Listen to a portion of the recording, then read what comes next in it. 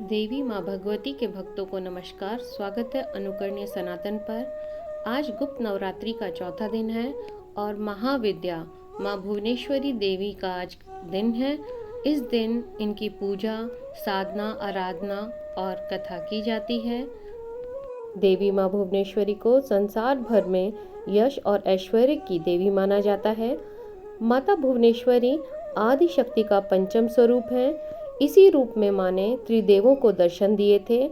माँ भुवनेश्वरी को 10 महाविद्याओं में चौथा स्थान प्राप्त है। पौराणिक मान्यताओं के अनुसार देवी माँ भुवनेश्वरी ही संपूर्ण जगत का पालन पोषण करती हैं। उन्हें जगत धात्री भी कहा जाता है। देवी माँ भुवनेश्वरी 14 भुवनों की स्वामिनी है। माँ को भगवान शिव की सखी माना गया है। देवी माँ भुवनेश्वरी की पूजा लाल रंग के पुष्प, नैवेद्य, चंदन, कुमकुम, रुद्राक्ष की माला, सिंदूर, फल आदि से करनी चाहिए। पूजा के बाद कथा का पाठ करना चाहिए। देवी माँ का प्रभावशाली मंत्र है ओम ह्रीं भुवनेश्वरीये ह्रीं नमः।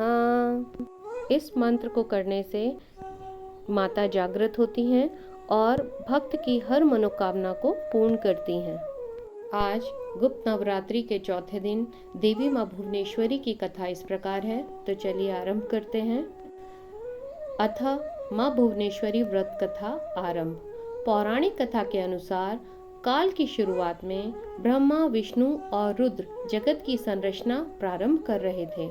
एक उड़ता हुआ रथ उनके सामने आया और एक आवाज ने उन्हें रथ में बैठने का आदेश दिया। जैसे ही त्रिदेव रथ में बैठे, यह मन की गति से उड़ने लगा और उन्हें एक अजीब से स्थान पर ले गया। यह स्थान असल में रत्नों का द्वीप था, जिनके चारों तरफ अमृत का सागर और मनमोहक आकर्षक जंगल थे। जैसे ही त्रिदेव रथ के बाहर उतरे, वह स्त्री स्वरूप में बदल गए। उन्होंने उस द्वीप को अच्छी तरह देखा। वहां एक उन्हें नगर मिला।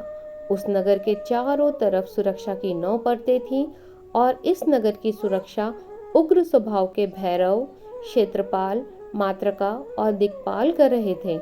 जैसे ही वह नगर के अंदर गए, नगर का सौंदर्य और विकास देखकर मंत्रमुग्ध हो गए। आखिरकार वे नगर के अंदर स्थित मुख्य राजमहल में पहुंचे, जिसका नाम चिंतामणि गृह था और जिसकी सुरक्षा योगिनियां कर रही थीं। यह नगर श्रीपुर था, देवी माँ भुवनेश्वरी की राजधानी, जो मणिद्वीप की रानी थी। जैसे ही त्रिदेव महल के अंदर पहुंचे, उन्हें देवी माँ भुवनेश्वरी के दर्शन हुए। माता की छटा लाल रंग की थी। उनकी 3 आंखें, 4 हाथ थे तथा उन्होंने लाल रंग के आभूषण पहने थे। उनके शरीर पर लाल चंदन का लेप लगा हुआ था तथा उन्होंने लाल कमल की माला पहनी हुई थी। बाएं हाथ में उन्होंने अंकुश और पाश पकड़ा था। दाहिने हाथ से वो अभय और वरदा मुद्रा दिखा रही थी। उनका मुकुट अर्धचंद्र रूपी मणि द्वारा सुसज्जित था। देवी त्र्यंबक भैरव की बाईं ओर बैठी थी, जो श्वेत वर्ण के थे। उन्होंने श्वेत वस्त्र पहने हुए थे। उनके बाल उलझे हुए थे तथा उनके सर के ऊपर भी अर्धचंद्र एवं गंगा नदी थी। उनके 5 मुख थे तथा हर एक मुख में 3 नेत्र थे।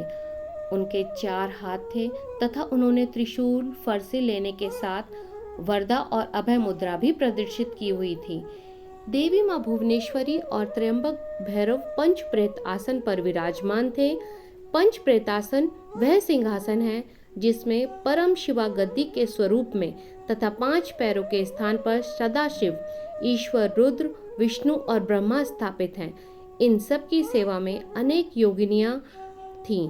इनमें से कुछ पंखा झल रही थी, कुछ कपूर डालकर पान के पत्ते समर्पित कर रही थी, कुछ नए शीशे पकड़े हुए थी, कुछ घी, शहद और नारियल पानी समर्पित कर रही थी, कुछ माता के बाल का श्रृंगार करने के लिए तैयार थी, कुछ देवी के मनोरंजन के लिए नृत्य तथा गायन में लिप्त थीं। त्रिदेव ने वहां असंख्य ब्रह्मांड देखे। हर ब्रह्मांड में उनकी ही तरह त्रिदेव थे और यह सब उन्होंने माता देवी भुवनेश्वरी के पैरों के नाखून में ही देख लिया। कुछ ब्रह्मांड ब्रह्मा द्वारा बनाए जा रहे थे, कुछ विष्णु द्वारा पाले जा रहे थे तथा कुछ रुद्र द्वारा संहारित किए जा रहे थे। त्र्यंबक की इच्छा शक्ति द्वारा उत्पन्न भुवनेश्वरी ने त्र्यंबक के 3 स्वरूप बनाए, ब्रह्मा, विष्णु और रुद्र। इस तरह त्रिदेव त्र्यंबक ही 3 रूप हैं। तत्पश्चात देवी भुवनेश्वरी ने अपनी शक्तियां त्रिदेव को प्रदान की। भगवान ब्रह्मा के लिए देवी सरस्वती, भगवान विष्णु के लिए देवी लक्ष्मी तथा भगवान रुद्र के लिए देवी काली का निर्माण किया तथा उन्हें उनकी जगहों पर स्थापित किया। भगवान ब्रह्मा और माँ सरस्वती ने मिलकर ब्रह्मांड को एक गोल आकार में अंडे के रूप में बनाया। भगवान रुद्र और माँ काली ने इसे तोड़ा, जिससे पंच तत्व स्वरूप में आए। इसके बाद पंच तत्वों का उपयोग कर भगवान ब्रह्मा और माँ सरस्वती ने संपूर्ण ब्रह्मांड की रचना की तथा भगवान विष्णु और लक्ष्मी ने इसके पालन पोषण का हर कार्य किया। अंत में भगवान रुद्र और माँ काली ने ब्रह्मांड की समाप्ति की ताकि देवी माँ सरस्वती और भगवान ब्रह्मा पुनर्संरचना शुरू कर सकें। इति श्री माँ देवी भुवनेश्वरी व्रत कथा संपूर्ण। सभी बोले देवी माँ भुवनेश्वरी की जय। माता रानी से विनम्र प्रार्थना है कि हम सभी भक्तों पर अपनी कृपा बनाए रखें तथा सभी भक्तों की मनोकामनाओं को पूर्ण करें।